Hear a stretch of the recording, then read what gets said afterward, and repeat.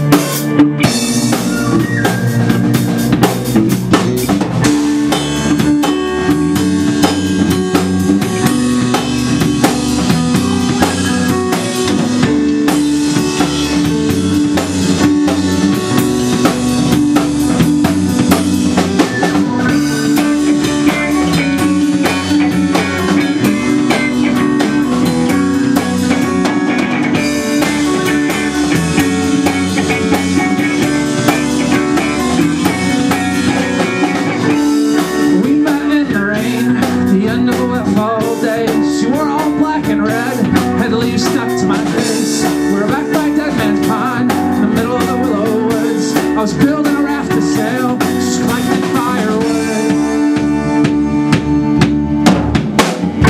I mumbled a hello to her, and she said nothing but she stood.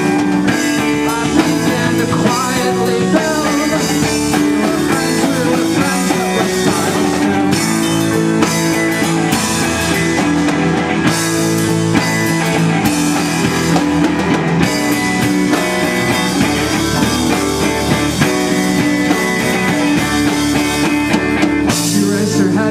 woman, have you heard the tale? The story cut and rages that'll make your skin go pale.